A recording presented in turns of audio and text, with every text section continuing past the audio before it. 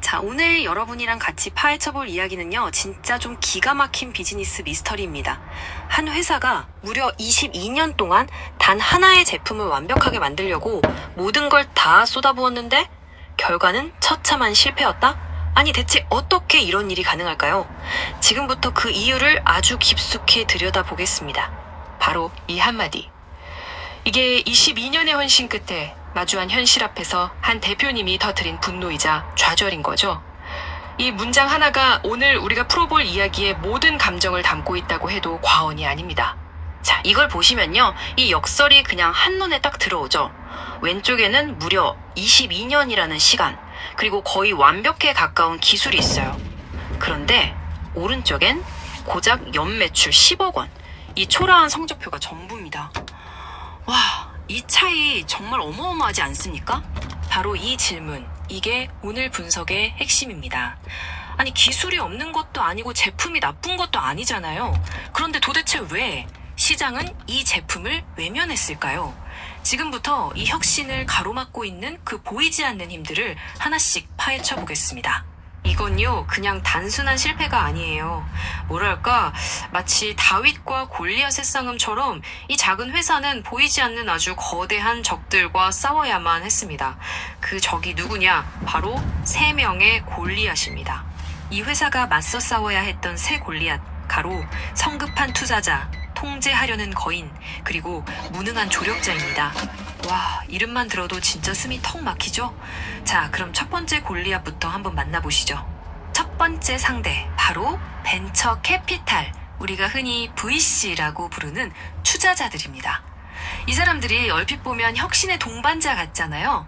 근데 전혀 아닙니다. 그들만의 아주 독특한 그런 게임의 룰이 있거든요. VC들한테 가장 중요한 단어 딱 하나만 꼽으라면 바로 엑시트, 그러니까 투자금 회수입니다. 그 사람들은 22년 동안 쌓아온 기술의 가치? 이런 거엔 사실 큰 관심이 없어요. 그래서 지금 매출이 왜 아직도 10억이야? 이 데이터에만 집착하는 거죠. 왜냐? IT나 바이오처럼 아주 짧은 기간에 그냥 몇십 배, 몇백 배 뻥튀기해서 빠져나오는 그런 모델을 제일 좋아하거든요. 그러니 아무리 기술이 좋아도 이렇게 오래 걸리는 제조업은 매력이 없는 거예요. 자, 그럼 두 번째 골리앗으로 넘어가 볼까요? 이쪽은 어쩌면 최고의 파트너가 될 수도 있었던 대기업입니다. 하지만 이 거인들은요, 협력보다는 통제를 원했어요. 대기업 입장에서 이 회사는 다루기 힘든 파트너였던 거죠. 왜냐고요? 이유는 딱 하나. 이 회사가 절대 포기하지 않는 원칙, 고아밀로스 쌀 98% 함량, 바로 이것 때문이었어요. 대기업은 당연히 원가 낮춰야 하니까 쌀 함량 좀 낮추고 싼 타피오카 같은 거 섞읍시다 라고 제안했겠죠. 하지만 이 대표님은 절대 타협하지 않았던 겁니다. 그러니 대기업 눈에는 그냥 말을 안 듣는 아주 까다로운 상대로만 보였던 거죠. 자, 이제 마지막 골리앗입니다. 이건 정말 아이러니한 존재예요. 가장 든든한 지원군이 되어줘야 할 바로 정부입니다. 근데 현실은요, 완전히 정반대였습니다. 정부는 입으로는 쌀 소비 촉진 막 이렇게 외치는데 실질적인 도움은 턱없이 부족했어요. 스타트업들이 자금이 없어서 줄줄이 쓰러지는 이 구간, 이걸 우리가 데스밸리라고 부르거든요. 이때 진짜 필요한 건 딱 하나, 실질적인 자금 지원입니다. 그런데 정부는 컨설팅이나 교육, 이런 보여주기식 행정에 그치는 경우가 너무 많았다는 거죠. 결국 뭐예요? 가장 도움이 절실할 때 손을 놓아버린 거나 마찬가지입니다. 지금까지 개별적인 세 골리앗을 살펴봤는데 사실 말이죠, 이들은 더 거대한 문제의 일부에 불과합니다. 이제 이 모든 것의 배후에 도사리고 있는 진짜 적, 그러니까 이 시스템 자체를 들여다볼 시간입니다. 알고 보니 이 세 골리앗은요, 밀가루 카르텔이라고 하는 아주 거대한 기득권 시스템을 지키는 문지기들이었던 겁니다. 이 카르텔은 자신들의 이익을 위해서라면 변화 같은 건 절대 원하지 않는 그런 집단이었죠. 이 카르텔이 자기들 기득권을 어떻게 지키는지 보면 진짜 기가 막힙니다. 첫째, 수입 밀가루 시장 뺏길까봐 국산 쌀로 바꾸는 걸 온몸으로 막아요. 나라 돈이 밖으로 새는 것보다 자기들 공장 돌아가는 게 더 중요한 거죠. 그리고 둘째, 정부는요? 이 엄청난 제품을 군대나 다른 관공서로 확대할 생각은 안 하고 무려 18년 동안, 18년입니다. 학교 급식이라는 아주 좁은 울타리 안에 그냥 가둬버린 거예요. 자, 지금까지 분석을 따라오셨다면 문제의 구조가 이제 대충 보이실 겁니다. 그런데 말이죠. 이 모든 걸 관통하는 가장 근본적이고 가장 역설적인 실패의 이유가 아직 남아 있습니다. 정말 비극적인 반전이라고 할 수 있죠. 투자자, 대기업, 정부, 그리고 기존 산업까지?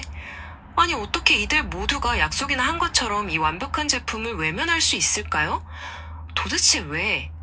그 진짜 이유가 이제 곧 밝혀집니다. 핵심 진단은 바로 이겁니다. 집단적 외면.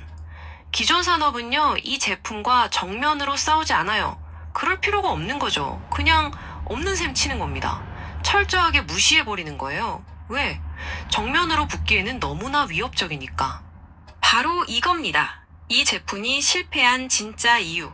그건 바로 너무나도 뛰어났기 때문입니다. 너무 완벽해서 기존의 수조 원짜리 밀가루 시장 전체를 그냥 한 방에 무너뜨릴 수 있는 그런 잠재력을 가졌기 때문인 거죠. 이 제품의 성공은 곧 자신들의 종말을 의미하니까 모두가 마치 짠 것처럼 침묵으로 이 제품을 죽이고 있었던 겁니다. 자신의 탁월함이 오히려 독이 되어버린 정말 비극적인 상황인 거죠.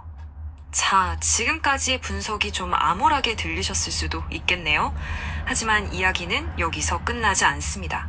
이제 이 판을 완전히 뒤집어버릴 새로운 전략을 이야기할 시간입니다. 희망은 바로 이 새로운 전투 계획에 있거든요. 전략의 핵심은 아주 간단합니다. 더 이상 그 거대한 골리앗들한테 인정받으려고 애쓰지 말자는 거예요. 첫째, 스스로가 쌀콜마가 되는 겁니다. 기술을 혼자 독점하는 게 아니라 다른 작은 스타트업들과 손잡고 거대한 연합군을 만드는 거죠. 둘째, 시선을 국내가 아니라 해외로 돌리는 겁니다. 이 기술의 진정한 가치를 알아봐줄 글로벌 투자자들에게 직접 손을 내미는 거예요. 이 모든 이야기를 정리하는 마지막 한마디입니다. 이건 그냥 국수 하나, 제품 하나의 이야기가 아닙니다. 수입 밀을 대체할 수 있는 그야말로 국가적인 자산인 거죠. 만약 기득권자들이 계속해서 이 가치를 외면한다면 결국 그들을 깨우는 건 우리들의 목소리가 아닐까요? 이 이야기가 바로 지금 우리에게 던지는 질문입니다.